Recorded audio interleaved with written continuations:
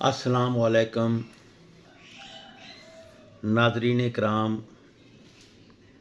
Musa Saeed voice of people YouTube channel سے آپ کی خدمت میں حاضر ہوں۔ آج 16 دسمبر سن 2023 ہفتے کا دن، صبح کے 9:15 بج رہے ہیں۔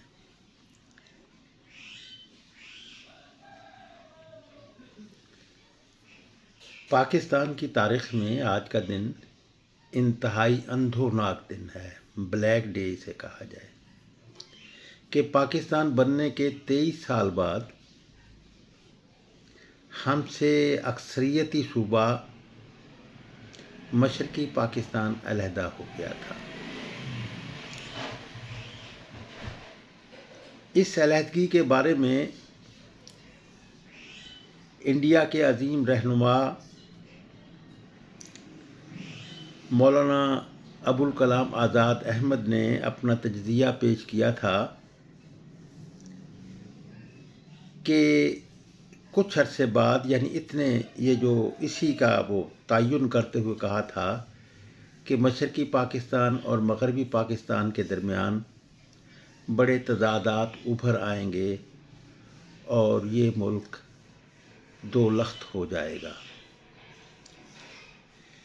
پھر ہمارے ہاں یہ سقوط ڈھاکہ کا دن ہے۔ اس دن بنگلہ دیش عملی طور پر وجود میں آ گیا اور مغربی پاکستان صرف پاکستان رہ گیا تھا۔ ناظرین اکرام، میں اس حوالے سے آپ کی خدمت میں بتانا چاہتا ہوں کہ مولانا ابوالکلام آزاد کا انالیسز یہ تھا کہ صرف مذہب کی بنیاد پر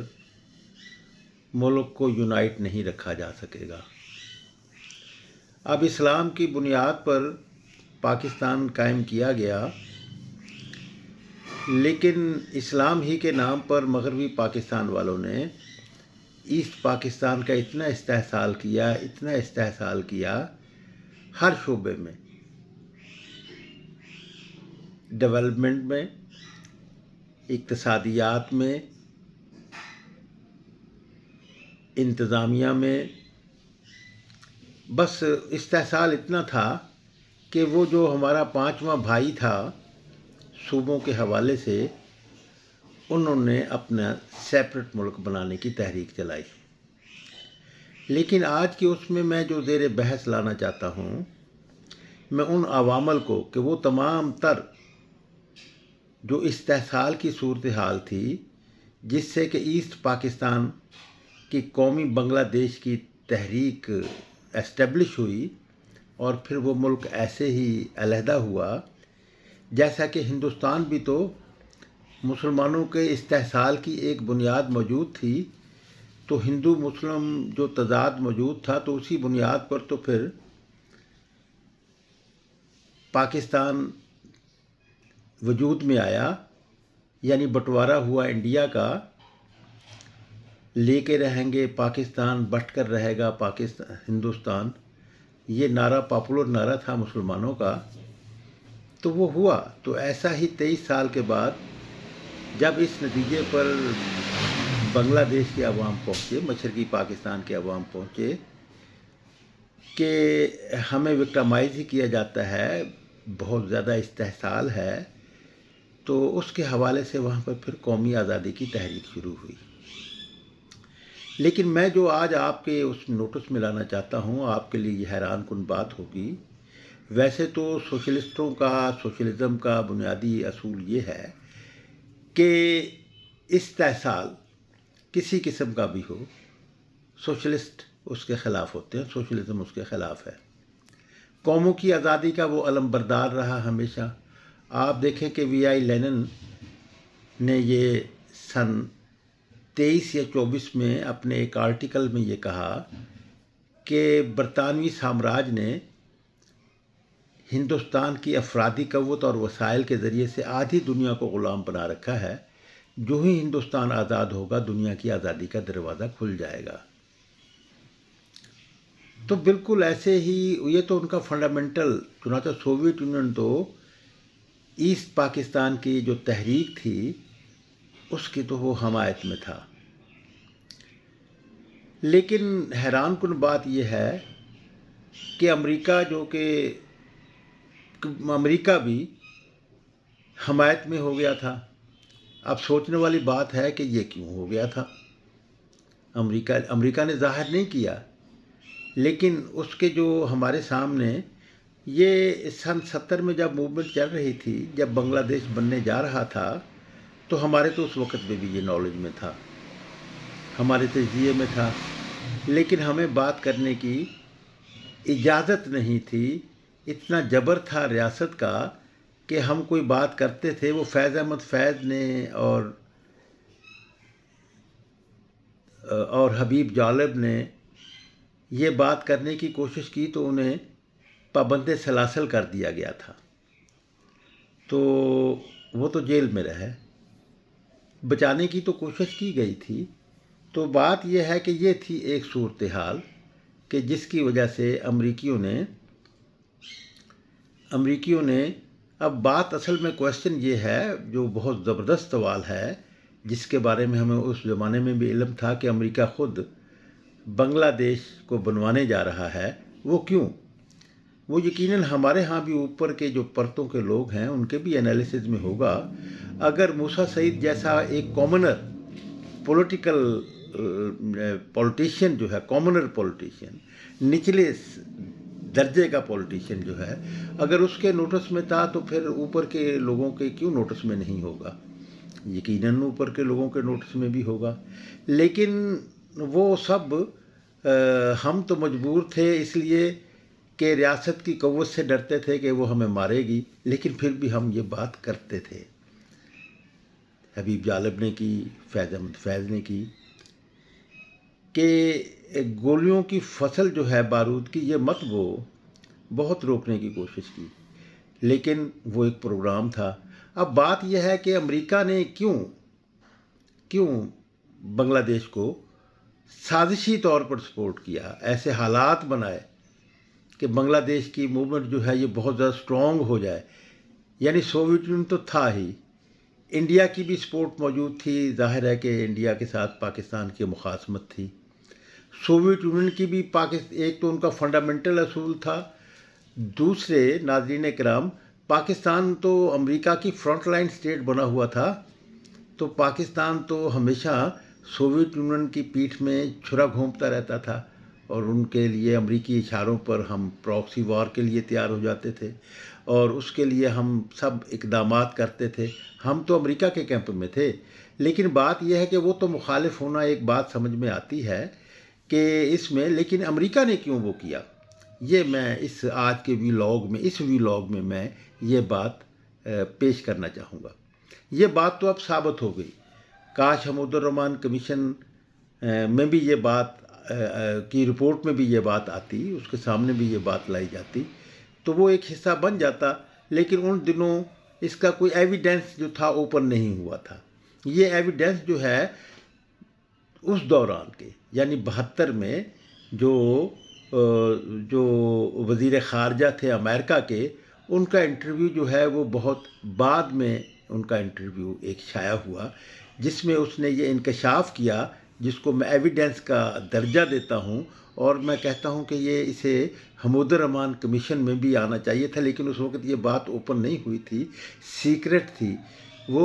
ہنری کسنجر نے کیا انٹرویو میں کہا؟ اس نے کہا کہ اکتوبر سن 72 میں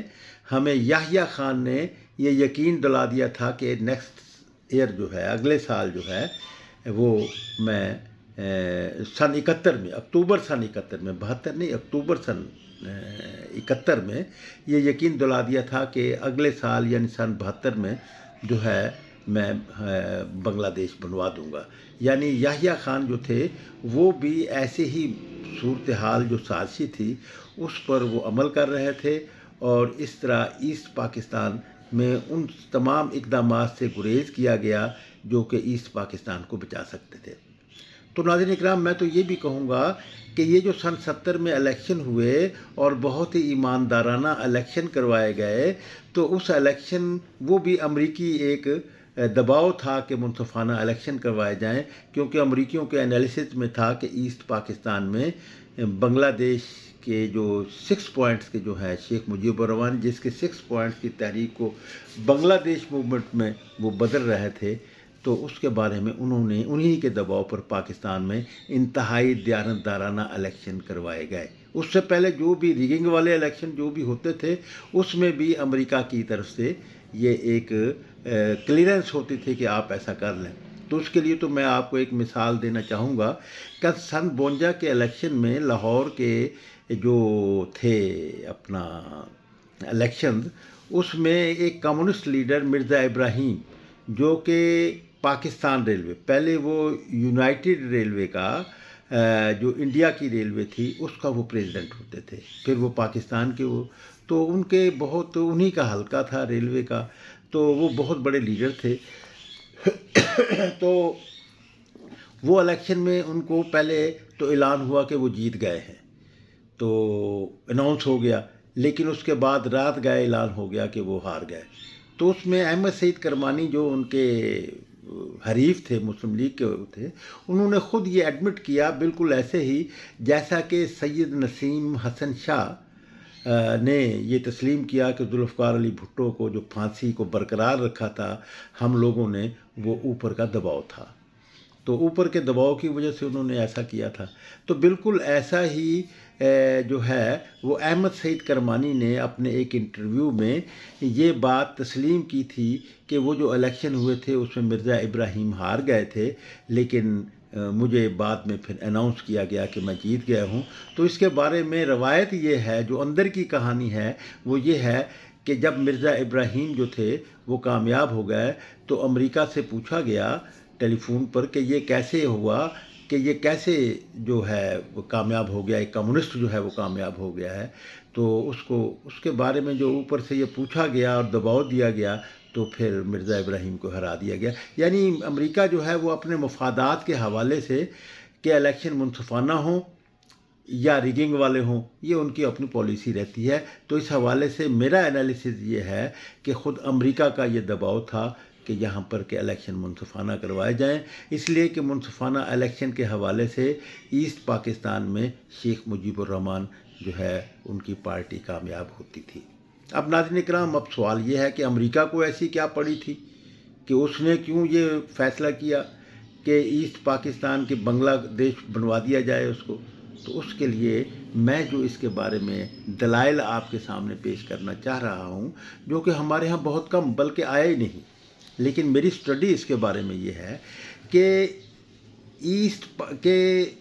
امریکہ کو ویتنام میں شکست ہو رہی تھی، نکسن کا دور تھا، صدر نکسن کا، امریکی صدر تھے، تو ایسٹ پاکستان میں شکست ہو چکی تھی امریکہ کو، وہ وہاں سے نکل رہا تھا، اور ایسٹ پاکستان میں طبقاتی جو تھی وہ لہر بہت شدید ہو رہی تھی، یعنی طبقاتی شعور بڑھ رہا تھا۔ ایک ہی بات ہے موجودہ سرمایہ داری نظام کو بدلنے کا، گماشتہ ایلیٹ کلاس کے نظام کو بدلنے کا، وہ یہ ہے کہ عوام میں طبقاتی شعور جو ہے وہ موجزن ہو۔ طبقاتی شعور جب پیدا ہوتا ہے تو وہ پھر طبقاتی انجسٹس کے خلاف لڑتا ہے، تو اسی لیے ہمارے ہاں شعور کو، طبقاتی شعور کو پھیلنے سے روکا جاتا ہے، اور سامراجی قوتیں کوشش یہ کرتی ہیں کہ اس کو مذہب، نسل، زبان اور دوسرے حوالوں سے اس کی یونٹی کو جو ہے وہ شیک کیا جائے اور لوگوں کو مختلف سمتوں میں لگا دیا جائے۔ تو اس طرح عوام کو تقسیم کر کے کمزور کر دیا جاتا ہے، اور ویسے بھی ہمارے ہاں طبقاتی شعور پھیلانے والوں کے خلاف ریاستی تشدد بہت زیادہ، جبر جو ہے وہ زیادہ استعمال کیا جاتا رہا۔ تو یہ ایک فنڈامنٹل سی بات ہے کہ جب طبقاتی شعور پیدا ہوتا ہے تو وہ اوپر کی طبقاتی بالادستی کو توڑتا ہے، ناانصافیوں کو ختم کرتا ہے۔ تو اب ایسٹ پاکستان میں جو تھا وہ طبقاتی شعور بہت زیادہ تھا، تو وہ طبقاتی شعور کے حوالے سے جو ان دنوں میں ایسٹ پاکستان میں یہ میں آج کے طالب علموں سے یہ بات مخاطب ہو کر کہہ رہا ہوں کہ وہ اس بات کو اپنی ہسٹری کو سمجھنا شروع کریں، کیونکہ ہمارے ہاں جو ہسٹری پڑھائی جاتی ہے وہ تو درست نہیں ہوتی، وہ تو حکمران طبقات اپنی مرضی اور ضرورتوں کے مطابق اور عالمی قوتیں اپنی ضرورتوں کے مطابق یہاں پہ پڑھواتی رہی ہیں۔ تو ہمارے ہاں یہ تو ہمیں خود تلاش، سچ کی تلاش تو خود کرنی ہوتی ہے، تو یہ ہمیں کرنا ہوگا۔ تو ایسٹ پاکستان میں طبقاتی شعور بہت تیزی سے بڑھ رہا تھا، اور مولانا عبدالحمید خان کی بھاشانی کی پارٹی جو تھی پاکستان نیشنل عوامی پارٹی، وہ اس کو لیڈ کر رہی تھی، اور وہ ایسٹ پاکستان میں سب سے مضبوط عوامی سیاسی قوت بن چکی تھی۔ تو ان دنوں ناظرین کرام چائنا کا ایک طریقہ کار تھا کہ وہ بیرون ملک انقلابات کو جو طبقاتی جد و جہد کے حوالے سے وجود میں آتے تھے، جیسے کہ انہوں نے طبقاتی اور قومی شعور کی بنیاد پر جو ویتنام کی ہو چی من کی قیادت میں لڑائی لڑی گئی، اسے سوویت یونین نے بھی سپورٹ کیا تھا اور اسے چین نے بھی سپورٹ کیا تھا۔ تو اس حوالے سے یہ ایک خدشہ موجود تھا کہ چین جو ہے یہ اگر جب بھی وہاں پر اپ سرج ہوگا، طبقاتی جدوجہد جو ہے وہ تیز ہو جائے گی، تو پھر چینی ان کو سپورٹ کریں گے، ایک یہ بات بھی موجود تھی۔ تو ناظرین کرام، اس سے ایک بات یہ میں اس میں اب ایویڈنس پیش کرتا ہوں کہ ایوب خان کے زمانے میں جب یہ خدشہ محسوس کیا گیا، امریکہ نے محسوس کیا کہ ایسٹ پاکستان میں طبقاتی شعور جو مجزن ہو رہا ہے، اس کے نتیجے میں جو وہاں پر ایک سرمایہ داری نظام کے خلاف، طبقاتی نظام کے خلاف جو وہاں پر جدوجہد شروع ہو جائے گی، تو اس کو روکنے کے لیے صدر جنرل ایوب خان کو یہ کہا گیا تھا کہ آپ 2 ڈویژن پاکستان کی فوج ادھر لگا دیں۔ تو اس وقت ایوب خان نے یہ کہا تھا کہ ہمارے پاس اتنے وہ گنجائش نہیں ہے مالی حوالے سے کہ ہم ادھر 2 ڈویژن اور فوج لگا سکیں۔ تو امریکہ نے یہ کہا تھا کہ 2 ڈویژن فوج کے تمام اخراجات ہم برداشت کریں گے، چنانچہ اس طرف ایسا ہی کیا گیا تھا۔ یہ میرے تحقیق کے بارے میں جو میں نے ان دنوں بھی یہ چھوٹی موٹی خبریں، بہت ایسی خبریں بڑے اندر کے صفحے پر بہت چھوٹی سی لگا کرتی تھی، کہیں کہیں لگ جاتی تھی، جس سے کہ ہم جیسے لوگ تلاش کر کے سچ کا سفر شروع کر دیتے تھے، ورنہ باقی تو سارے وہ اخبارات تو انہی کے کنٹرول میں ہوتے ہیں۔ تو یہ کہیں کہیں ایسا ہو جاتا تھا کہ باخبر لوگ ایسا کر دیتے تھے۔ تو میں یہ ایک ایویڈنس میں نے پیش کی۔ تو اب اس حوالے سے امریکہ یہ خطرہ محسوس کر رہا تھا کہ ایسٹ پاکستان جو ہے یہ جو سوشلسٹ بن جائے گا۔ چنانچہ انڈیا کو بھی یہ خطرہ یہ تھا کہ سوشلسٹ ایسٹ پاکستان جو ہے وہ پھر یونائٹڈ بنگلہ دیش بھی بن سکے گا۔ تو یہ ایک کنٹراڈکشن، ایک صورتحال موجود تھی، خطرات تھے، جس کی وجہ سے امریکیوں نے اپنا، کیونکہ امریکہ عالمی سرمایہ داری نظام کا محافظ، چیف کسٹوڈین، اس کی یہ عالمی ذمہ داری کہ وہ دنیا بھر میں جہاں کہیں بھی سوشلسٹ انقلابات آئے ہیں ان کو روکے اور اپنے امپیرلسٹ مفادات کو بچائے، عالمی سرمایہ داری نظام کے یونٹ کو بچائے۔ چنانچہ ایسٹ پاکستان کو سوشلسٹ بننے سے روکنے کے لیے امریکیوں کی یہ ضرورت بن گیا کہ ایسٹ پاکستان کو بنگلہ دیش بنوا دیا جائے۔ چنانچہ آپ دیکھیں کہ جب یہ صدر نکسن کے اپنے یہ شائع ہو چکی ہیں امریکی صدر کے، کہ جب ایسٹ پاکستان جو تھا وہ اس میں نے جب ایسٹ پاکستان فال ہو گیا، ڈھاکہ کا سقوط ہوا، تو میں نے یعنی امریکی صدر نے اندرا گاندھی کو فون پر یہ کہا کہ ایسٹ پاکستان پر اب حملہ بند کر دیا جائے۔ یعنی ایسٹ پاکستان پر جو انڈیا نے حملہ کیا تھا اس میں امریکہ کی خفیہ حمایت حاصل تھی۔ ناظرین کرام، یہ تو میں آج کے اس کو وائنڈ اپ کروں گا، تو آپ بھی اس پر غور کیجئے گا، سوچئے گا کہ اگر کوئی مجھ سے اختلافی موقف موجود ہے تو وہ بھی پیش کیجئے گا، میرے ساتھ ڈسکس ہو، تاکہ ہم اس پر زیادہ سے زیادہ بہتر ڈیبیٹ کر سکیں۔ یہ 52 سال پہلے ہونے والا واقعہ جو ہے، ویسے ہی حالات سے آج ہم پھر دوچار ہیں کہ یہاں پر اب پاکستان کی وہ حیثیت امریکہ کے نزدیک، کیونکہ اس زمانے میں پھر امریکہ کی پالیسی یہ بنی تھی کہ ایسٹ پاکستان کو بنگلہ دیش بنوانا ہے اور ویسٹ پاکستان کو قائم رکھنا ہے، اس لیے قائم امریکہ کے لیے رکھنا ضروری تھا کہ سوویت یونین کو روکا جا سکے۔ ناظرین کرام، میں آپ سے اجازت چاہتا ہوں۔ مجھے امید ہے کہ آپ کا میرا ولاگ جو ہے یہ آپ اسے اہمیت دیں گے، اور اسے اگر آپ سمجھتے ہیں تو پھر ہمارے ہاں، کیونکہ میں بارہا یہ پہلے بھی کہہ چکا ہوں کہ ہمارے ہاں سامراجی قوتوں نے، استحصالی قوتوں نے، لوکل قوتوں نے، انٹرنیشنل قوتوں نے عوام میں سوچنے کے عمل کو روکے رکھا ہے۔ تو اس سوچنے کے عمل کو، جب کہ پاکستان اس صورت میں ہی مستحکم ہو سکتا ہے، ترقی ہو سکتی ہے، پیوریفیکیشن آ سکتی ہے، جب کہ پاکستان کے عوام جو ہیں وہ سوچنا شروع کریں گے۔ اس سوچنے کے عمل کو روکنے کے لیے ہی تو مارکسزم کو پاکستان میں بین رکھا گیا ہمارے تعلیمی اداروں میں، اور اس کے خلاف تو پڑھایا جاتا رہا، لیکن اس کو یہاں پہ اس کے خیالات کو پھیلنے سے روکا گیا، اور اس کے خلاف بہت بڑے بھاری طریقے سے جو ہے وہ، جس طرح ڈاکٹر اسرار احمد صاحب نے یہ کہا تھا کہ امریکہ نے سوشلزم کو روکنے کے لیے گیتا اور قرآن مجید کے نسخے جو تھے وہ پرنٹ کروا کر